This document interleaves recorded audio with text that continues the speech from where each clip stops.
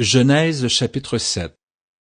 L'Éternel dit à Noé, « Entre dans l'arche, toi et toute ta maison, car je t'ai vu juste devant moi parmi cette génération. Tu prendras auprès de toi 7 couples de tous les animaux purs, le mâle et sa femelle, une paire des animaux qui ne sont pas purs, le mâle et sa femelle, 7 couples aussi des oiseaux du ciel, mâles et femelles, afin de conserver leur race en vie sur la face de toute la terre. Car encore 7 jours, et je ferai pleuvoir sur la terre 40 jours et 40 nuits, et j'exterminerai de la face de la terre tous les êtres que j'ai faits. » Noé exécuta tout ce que l'Éternel lui avait ordonné.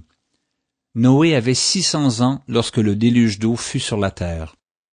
Et Noé entra dans l'arche avec ses fils, sa femme et les femmes de ses fils pour échapper aux eaux du déluge. D'entre les animaux purs et les animaux qui ne sont pas purs, les oiseaux et tout ce qui se meut sur la terre, il entra dans l'arche auprès de Noé, 2 à 2, un mâle et une femelle, comme Dieu l'avait ordonné à Noé. 7 jours après, les eaux du déluge furent sur la terre. L'an 600 de la vie de Noé, le second mois, le 17e jour du mois, en ce jour-là, toutes les sources du grand abîme jaillirent, et les écluses des cieux s'ouvrirent. La pluie tomba sur la terre 40 jours et 40 nuits.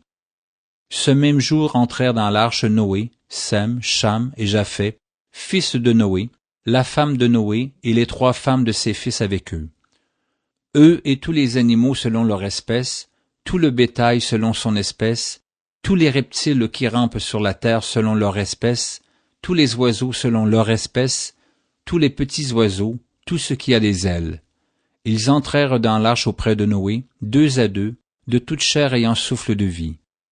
Il en entra, mâle et femelle, de toute chair, comme Dieu l'avait ordonné à Noé, puis l'Éternel ferma la porte sur lui. Le déluge fut 40 jours sur la terre.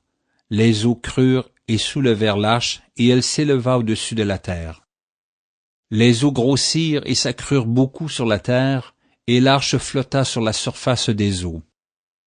Les eaux grossirent de plus en plus, et toutes les hautes montagnes qui sont sous le ciel entier furent couvertes. Les eaux s'élevèrent de 15 coudées au-dessus des montagnes qui furent couvertes.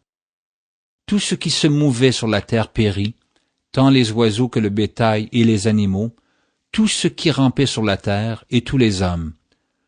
Tout ce qui avait respiration, souffle de vie dans ses narines, et qui était sur la terre sèche mourut.